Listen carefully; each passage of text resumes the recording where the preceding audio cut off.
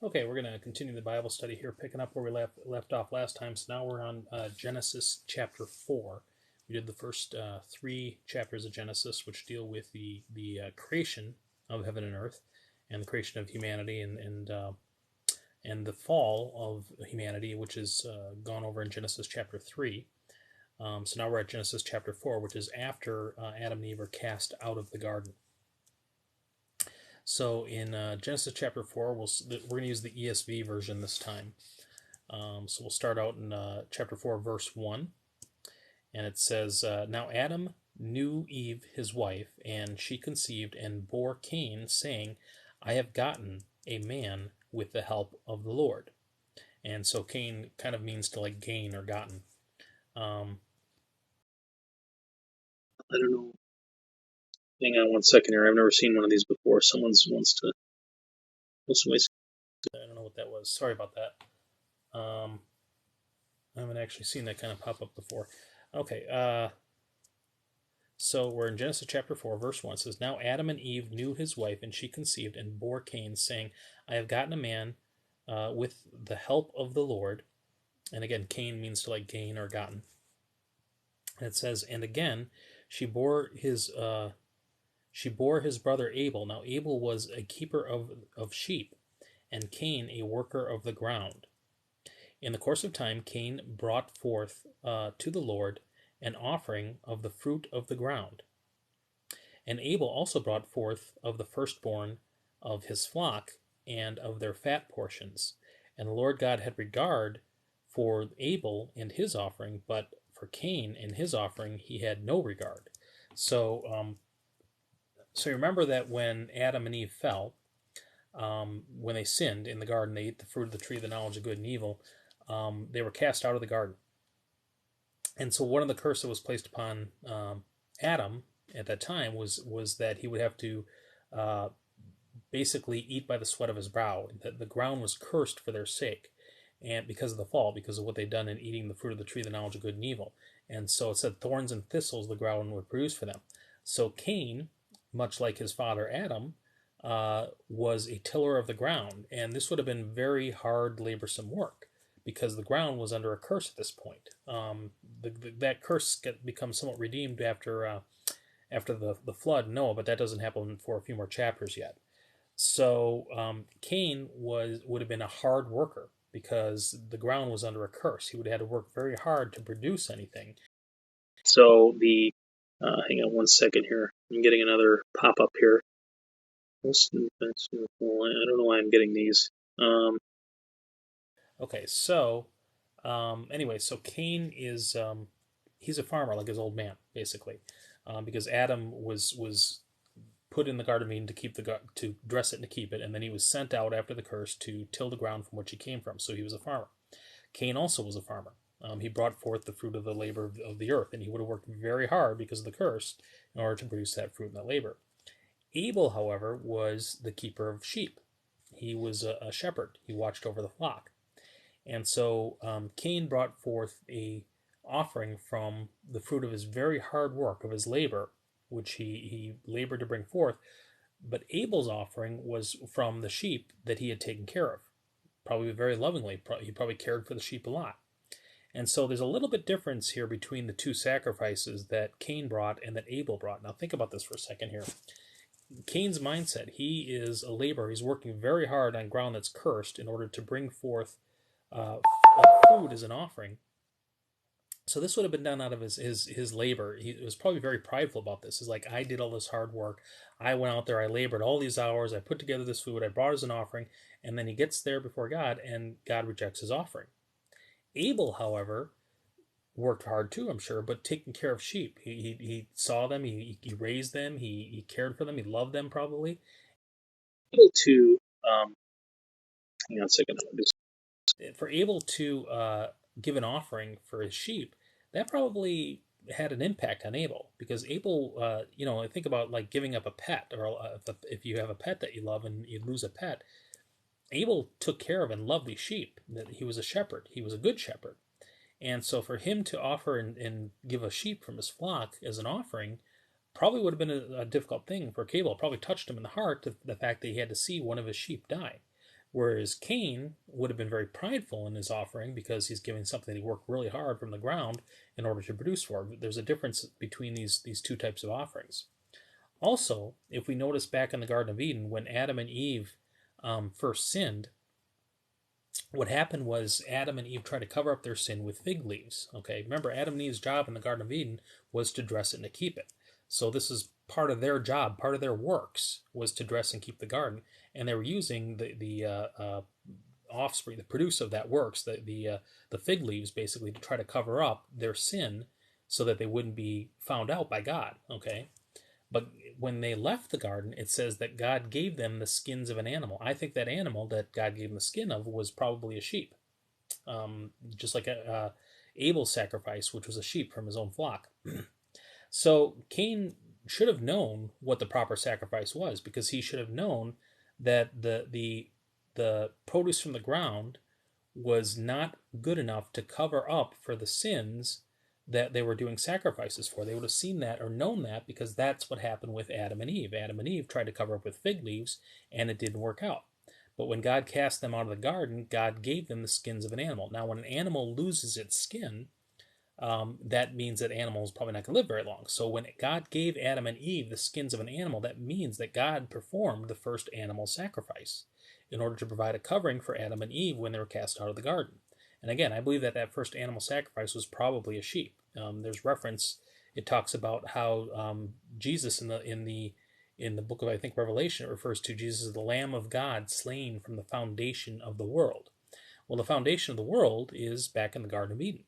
So that first sheep, that first animal that would have been sacrificed in order to cover up for that original sin of Adam and Eve, that first sheep would have pointed forward to the atoning sacrifice of Jesus Christ upon the cross. And that's why he's compared to as the lamb that is slain from the foundation of the world.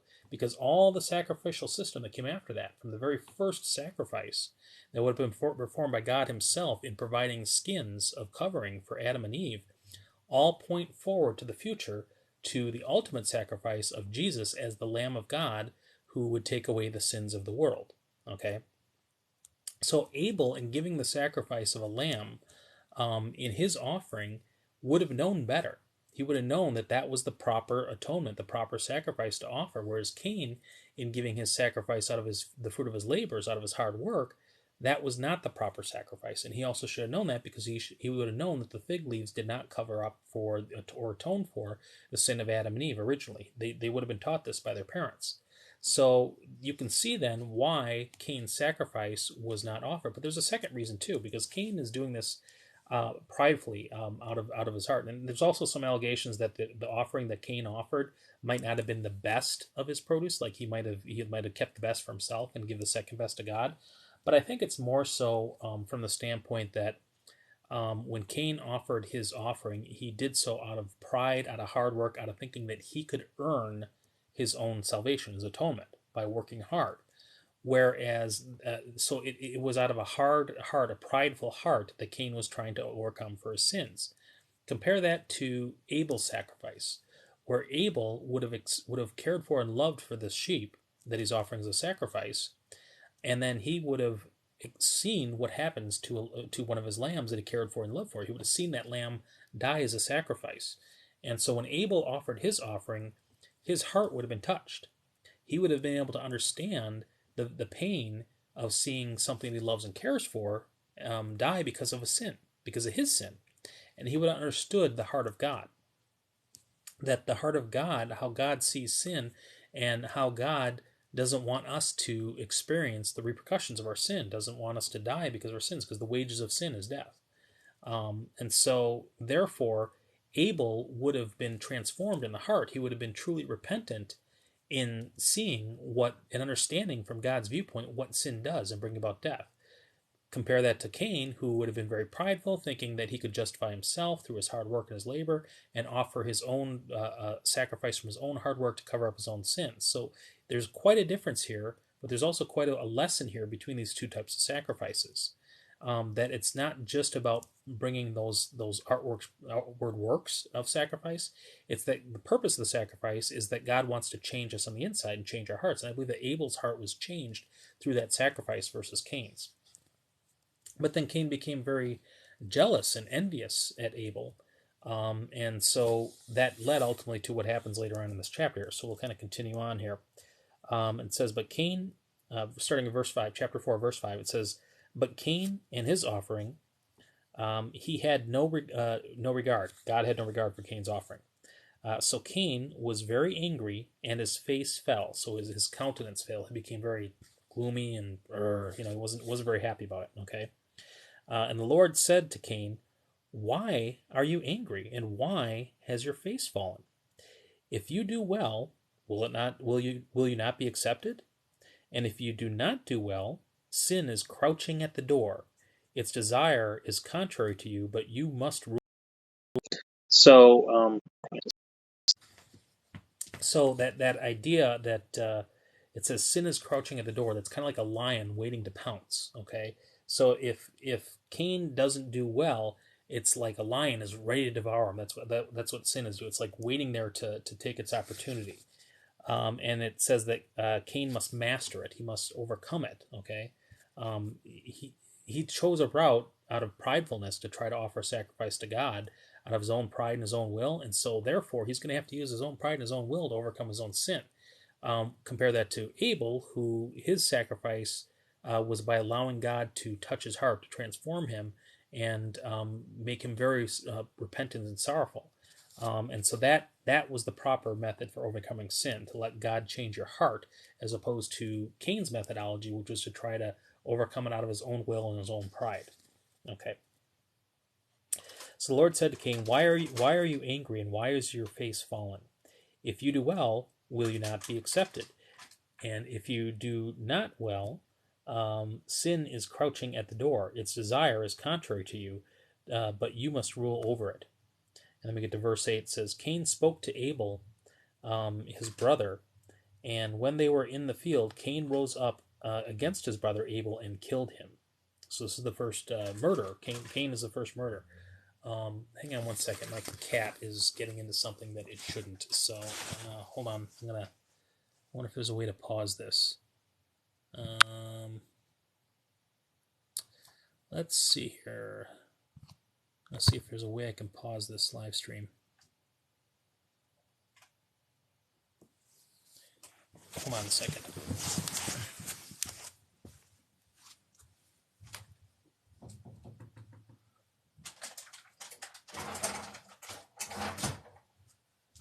Okay.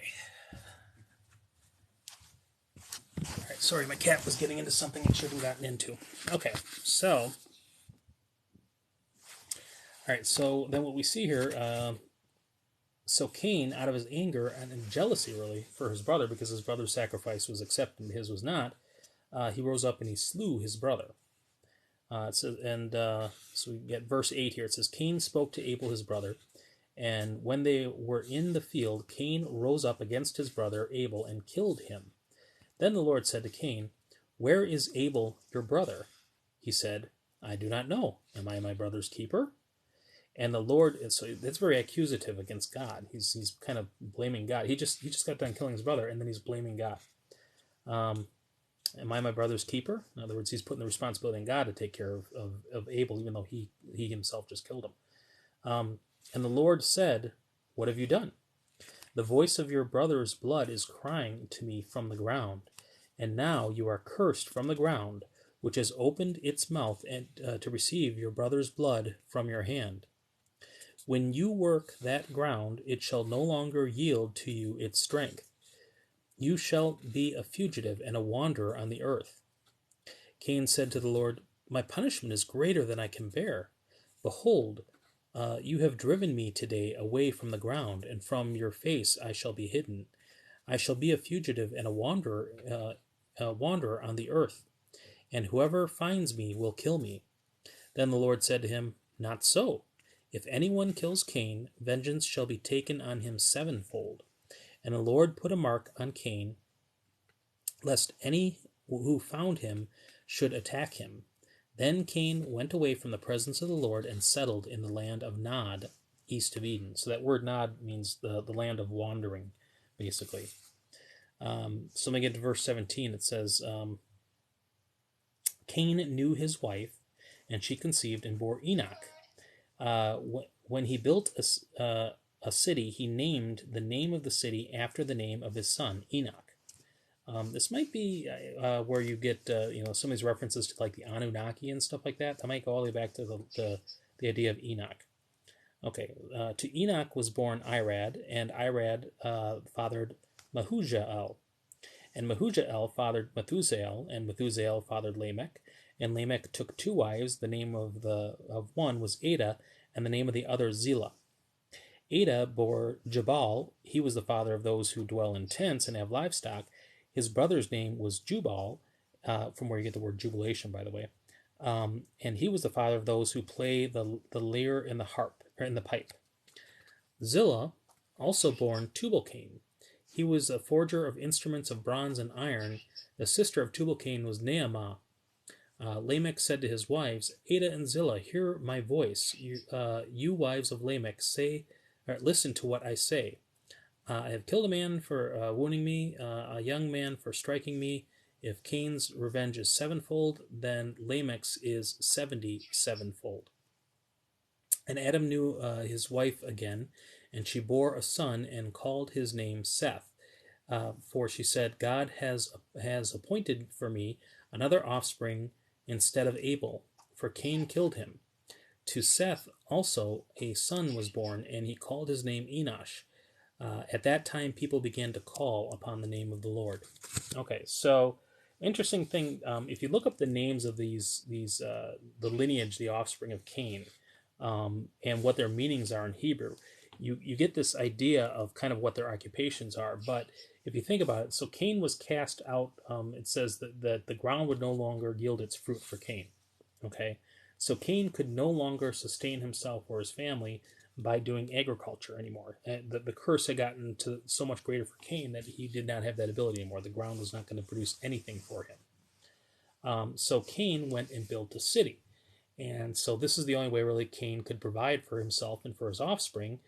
He developed a city, and if you look at all the stuff, the names of the descendants of Cain, they have to do with things that kind of are city-type things. So they were producing tents, they were musical instruments, they were producing probably idols, they were producing instruments of war and so forth, because they were iron workers. If you look at the names of the women, they have to do with women who were developing like beauty products, who were it was very city type life. Okay, and so the reason why is they probably had to develop a type of economy with a city that would draw people to the city, and then they would trade whatever they're doing in the city in order to receive money, food, etc., whatever, from the people who were drawn to the city, and that's how Cain and his family sustained their economy. Versus the offspring of Adam, which are agriculture, they could work the land and they could produce food and take care of themselves that way. The line of Cain did not have that ability because the ground was cursed and would no longer produce its food for Cain's sake. So he developed a city system whereby they could have their economy work that way.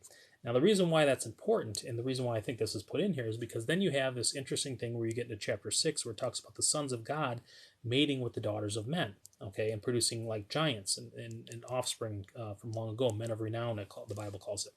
But I believe that's the line, the sons, the descendants of Seth, which would be the sons of God, interbreeding with the line of Cain, which is the daughters of men. So I think this reference here, where you have what's the names of the offspring of Cain, and you get to the women that are listed in that lineage in chapter 4, it kind of talks about how they were into beauty products and stuff like that, and so it's their names kind of mean those things. So that means that they were probably doing things that were like seductresses, basically. And so that drew away the sons of God, the line of Seth, to want to marry them, and they intermarried between those two lines, and that's what produced the genetic offspring that became what's called the Nephilim, or the fallen ones. But we'll read about that when we get to Genesis chapter 6. So that is Genesis chapter 5. Genesis chapter 4. Okay. So Genesis chapter 5. Now we get to the descendants of Noah. So we just had the descendants of Cain. Okay, not Noah, I'm sorry. Adam's descendants, excuse me. So Genesis chapter 5, Adam's descendants all the way down to the line of Noah. Okay, so it says in chapter 5, verse 1 of Genesis, it says, "This is the book of the generations of Adam. When God created man, he made him in the likeness of God. Male and female created he them. And he blessed them and named them man when they were created. When Adam lived 130 years, he fathered a son in his own likeness, after his image, and named him Seth.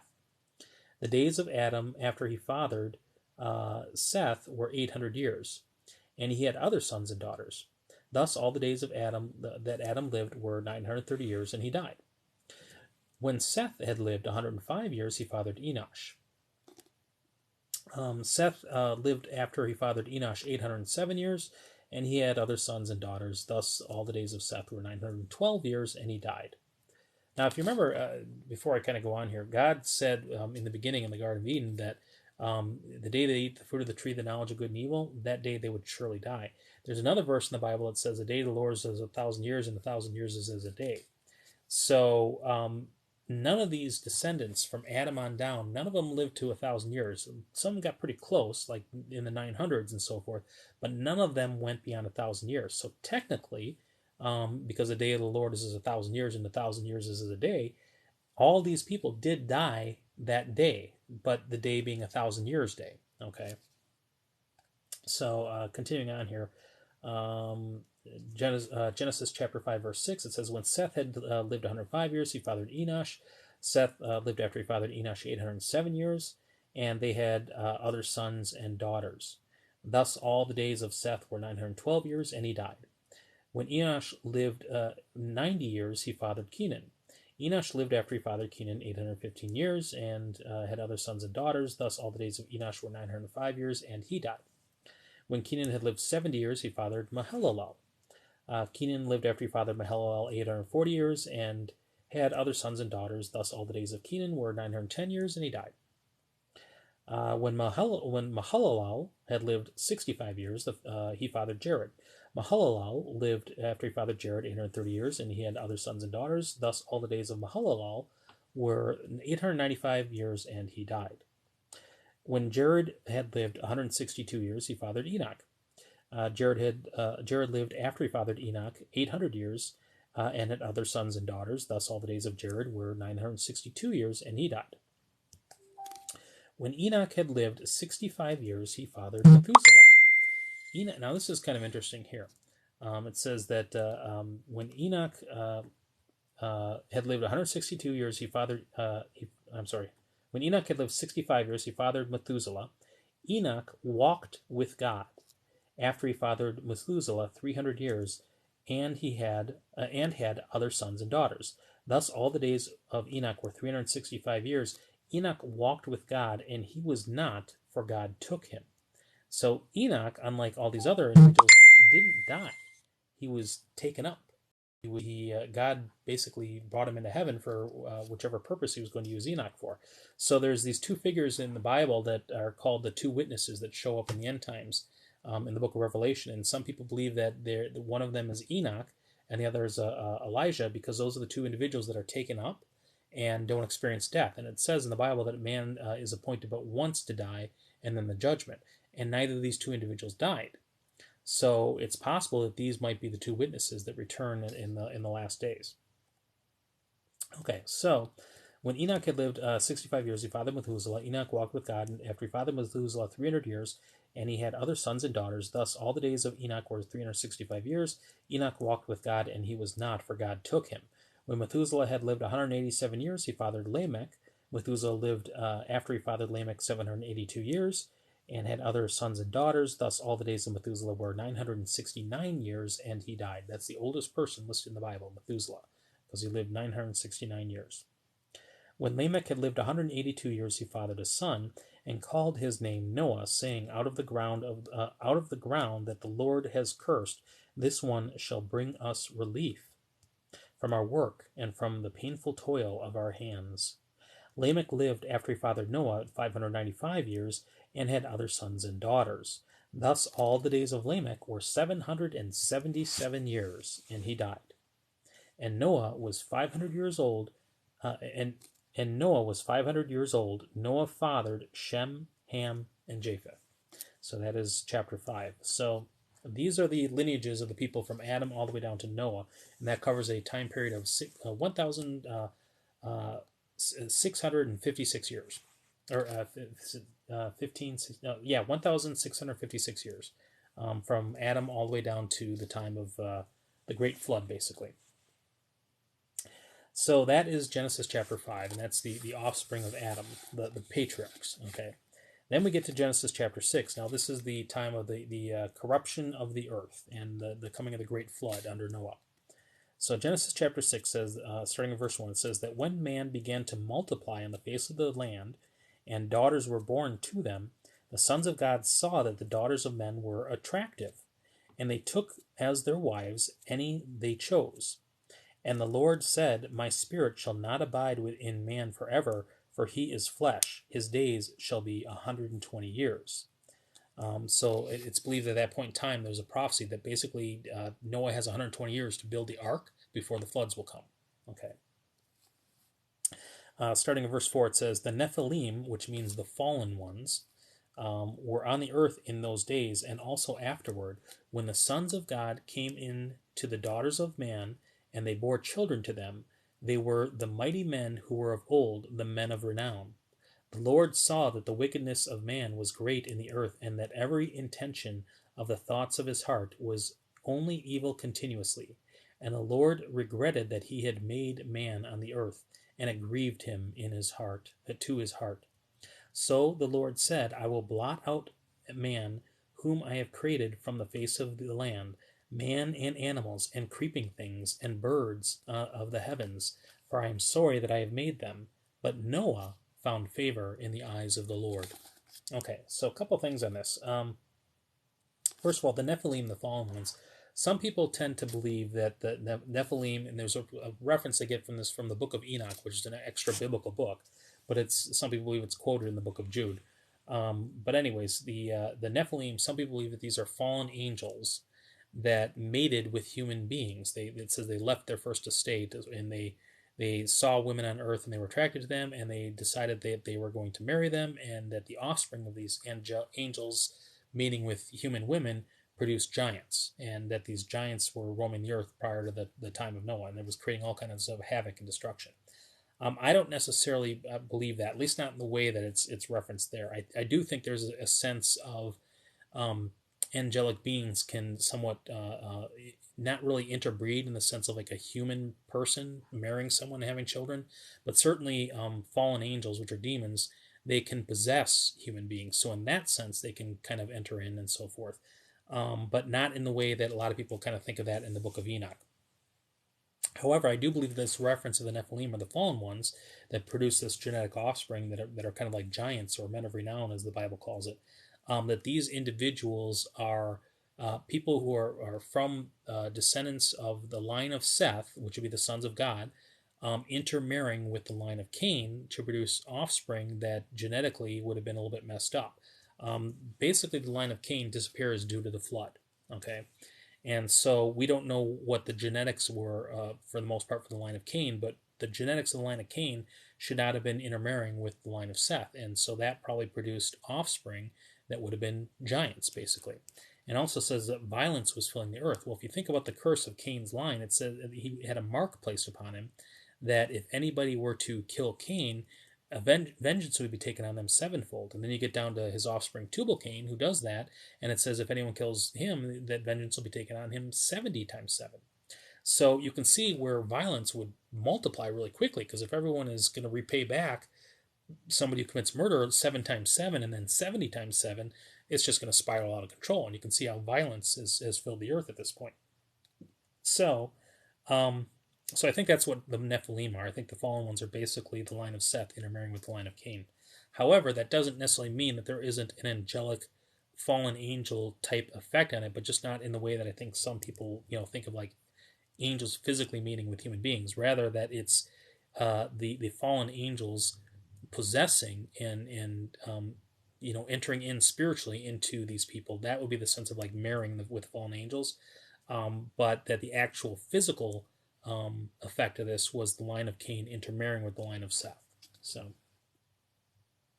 okay, so then we get to the story of Noah and the flood, and this is in chapter 6, verse 9. And it says, these are the generations of Noah. Noah was a righteous man, blameless in his generations. Noah walked with God. And Noah had 3 sons, Shem, Ham, and Japheth. Now the earth was corrupt in God's sight, and the earth was filled with violence. And God saw the earth, and behold, it was corrupt, and all flesh had corrupted their way on the earth. And God said to Noah, I have determined to make an end of all flesh, for the earth is filled with violence through them. Behold, I will destroy them with the earth. Make yourself an ark of gopher wood, make rooms in the ark, and cover it inside and out with pitch, which is like black tar, basically. This is how you are to make it. The length of the ark, 300 cubits. So a cubit is about a foot and a half. So it's about 450 feet long. Okay, so 300 cubits, the breadth thereof 50 cubits, which is about 75 feet, and the height 30 cubits, which is about 45 feet tall. Make a roof for the ark and finish it to a cubit above, and set the door of the ark in its side. Make it with lower, second, and third decks, so it's got 3 stories to it. For behold, I will bring a flood of waters upon the earth to destroy all flesh, in which is the breath of life under heaven. Everything that is on the earth shall die, but I will establish my covenant with you, and you shall come into the ark, you, your sons, your wife, and your sons' wives with you. And of every living thing of all flesh you shall bring 2 of every sort into the ark to keep them alive with you. They shall be male and female, of the birds according to their kinds, and of the animals according to their kinds. Just one second here. Okay, of every. But I will establish my covenant with you, and you shall come into the ark, you, your sons, and your wife, and your sons' wives with you. Of every living thing of all flesh, you shall bring 2 of every sort into the ark to keep them alive with you. They shall be male and female, of the birds according to their kinds, and of the animals according to their kinds, of every creeping thing of the ground according to its kind. 2 of every sort shall come in to you to keep them alive. Also take with you every sort of food that is eaten, and store it up. It shall serve as food for you and for them. Noah did this. He did all that God commanded him. So Noah was obedient to build the ark. So in a way, Noah was kind of like the first prepper. He was preparing well in advance, and in some respect, you could say we're all here today because Noah was a prepper, right? He did everything in advance to get everything ready before the flood came. Okay, so then we get to Genesis chapter 7, and it says, Then the Lord said to Noah, Go into the ark, you and all your household, for I have seen that you are righteous before me in this generation. Take with you 7 pairs of all clean animals, and the male and his mate, and a pair of the animals that are not clean, the male and his mate, and 7 pairs of the birds of the heavens also, male and female, to keep their offspring alive on the face of the earth. For in 7 days I will send rain on the earth, 40 days and 40 nights, and every living thing that I have made I will blot out from the face of the ground. And Noah did all that the Lord had commanded him. So we see that there are clean animals and there are unclean animals. So if you remember going back to Genesis chapter 1 and Genesis chapter 2, we see kind of a generic creation for human beings, for the world rather. And then in Genesis chapter 2, we see a creation of kind of like domesticated animals, because it calls them the animals of the field, or sedeh in Hebrew. And that word field refers to like a farmer field, so like agricultural domesticated type animals. So I believe there's a difference here between the clean animals and the unclean animals, and the difference is that the clean animals were animals that were you were able to domesticate. They were able to be subject to authority, not wild like the wild animals, and so therefore there's kind of a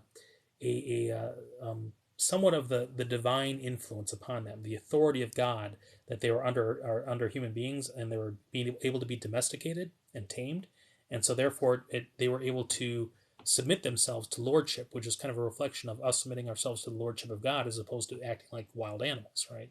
And so the unclean animals were not quite like this. You had the clean animals and the unclean animals. I think that's kind of what it's a reference to, because the kosher laws don't come till later on. So,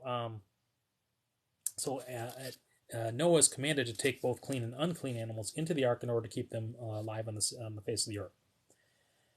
So we have verse 5, and it says, and Noah did all that the Lord had commanded him.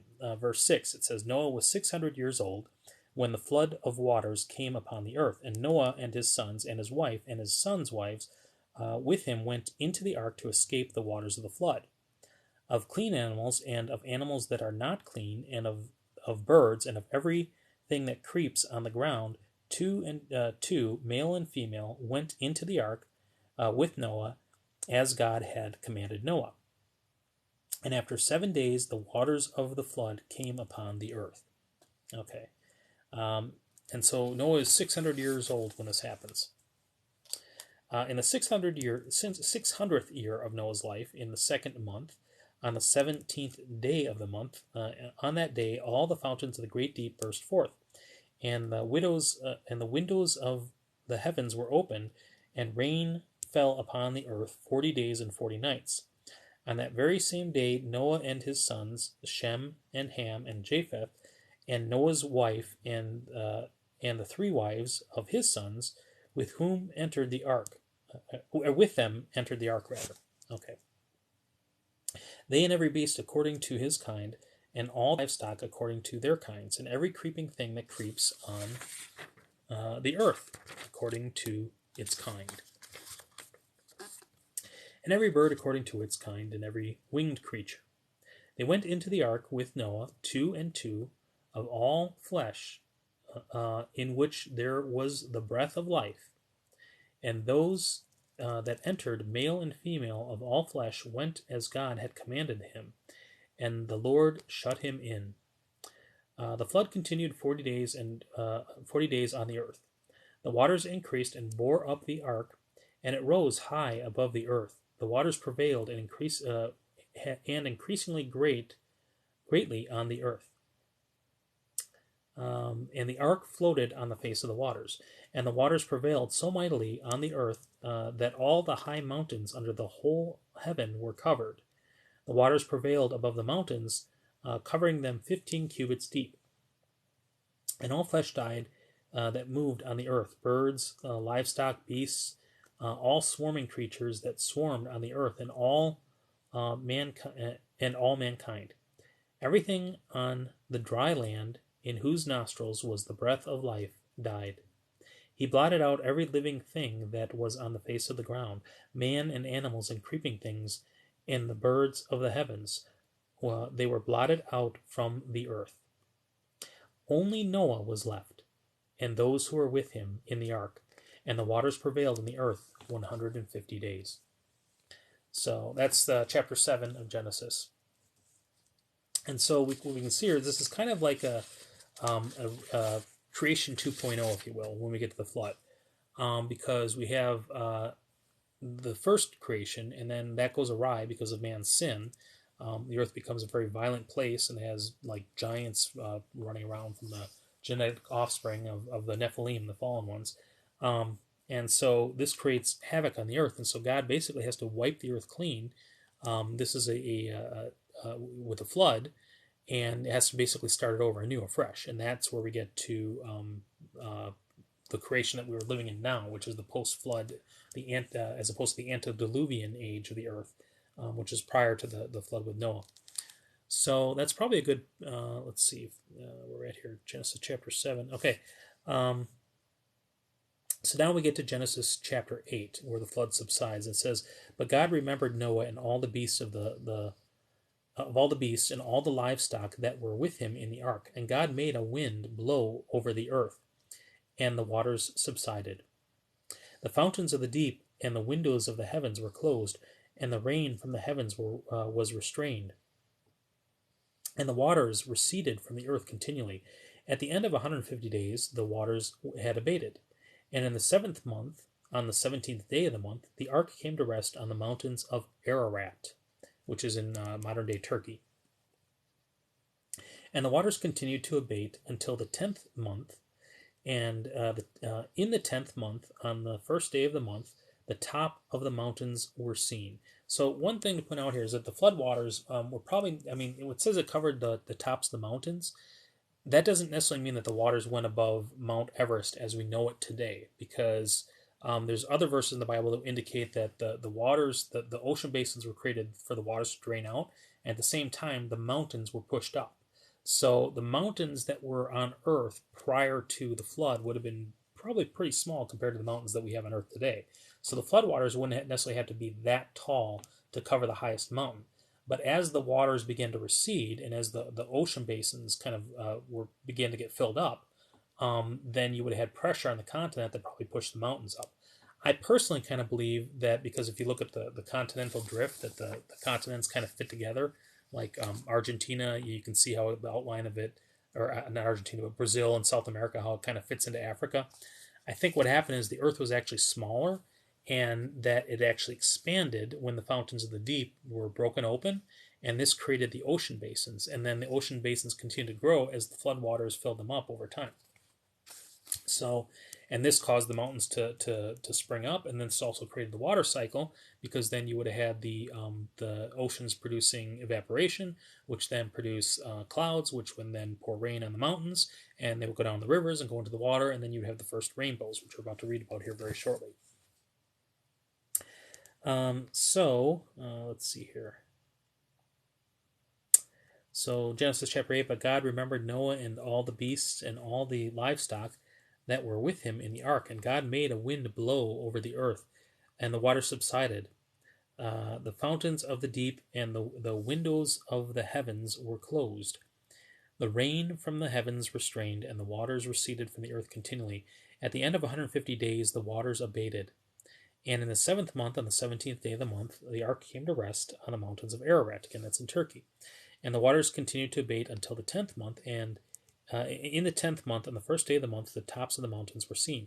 At the end of 40 days, Noah opened the window of the ark that he had made, and sent forth a raven, and it went to and fro until the waters were dried up from the earth.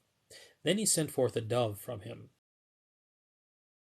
decided from the face of the ground. But the dove found no place to set her foot, and she returned to him to the ark, for the waters were still on the face of the whole earth. So he put out his hand and took her in and brought her into the ark with him. He waited another 7 days, and again he sent forth the dove out of the ark. And the dove came back to him in the evening, and behold, in her mouth was a freshly plucked olive leaf. So this is a sign of peace. You ever see this peace symbol with the dove with olive leaf? That's where they get this from. Okay. So Noah knew that the waters had subsided from the earth. Then he waited another 7 days, and he sent forth the dove, and she did not return to him any more. In the 601st year, in the first month, the first day of the month, the waters were dried from the face of the earth. And Noah removed the covering of the ark, and looked, and behold, the face of the ground was dry. In the 2nd month, on the 27th day of the month, the earth had dried out.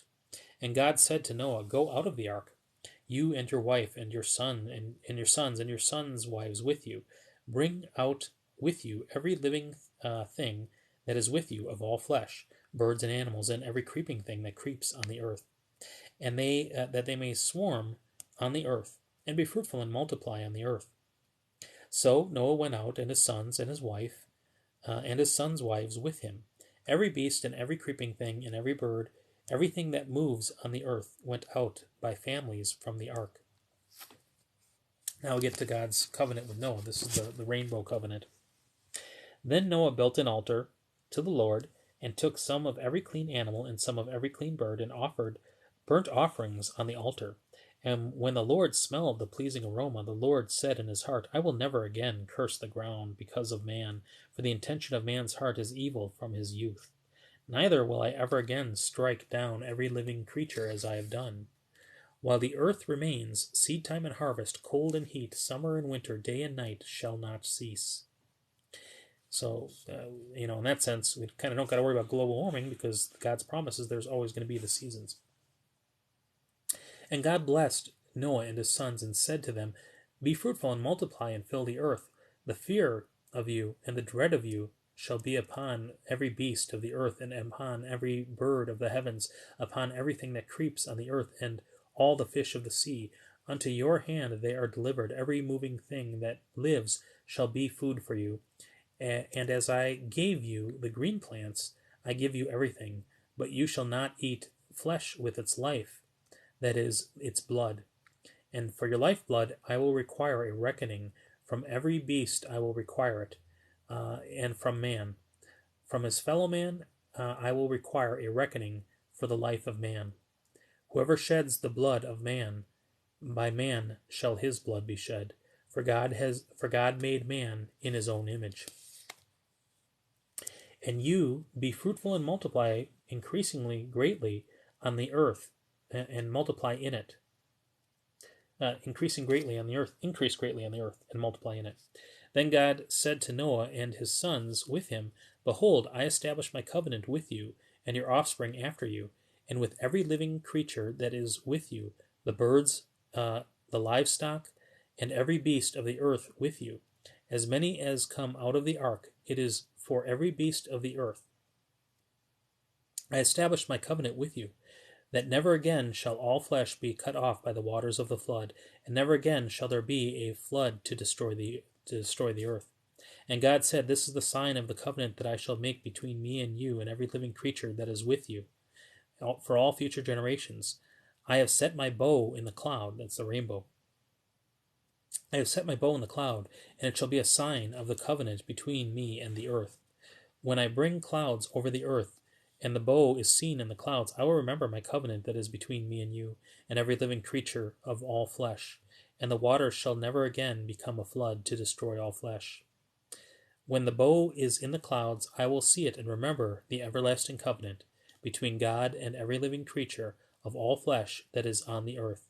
God said to Noah, This is the sign of the covenant that I established between me and all flesh that is on the earth. So that's the rainbow covenant that God made with all the world. He's not going to destroy the world again by flood. Now, that's not to say the world won't be destroyed again at the end of time by fire, as we read like in the book of Revelation, but he won't destroy it by water because of this covenant. Okay. So Noah's descendants, the sons of the earth, the sons of Noah who went forth from the ark were Shem, Ham, and Japheth. Ham was the father of Canaan. These three were the sons of Noah, and from these the people of the whole earth were dispersed. Noah began to be a man of the soil, and he planted a vineyard. He drank of the wine and became drunk, and lay uncovered in his tent. And Ham, the father of Canaan, saw the nakedness of his father, and told his two brothers outside. Then Shem and Japheth took a garment, laid it on both their shoulders, and walked backward, and covered the nakedness of their father. Their faces were turned backward, and they did not see their father's nakedness. When Noah awoke from his wine and knew what his youngest son had done to him, he said, Cursed be Canaan, a servant of servants shall he be to his brothers. He also said, Blessed be the Lord, the God of Shem, and let Canaan be his servant. May God enlarge Japheth, and let him dwell in the tents of Shem, and let Canaan be his servant. After the flood, Noah lived 350 years.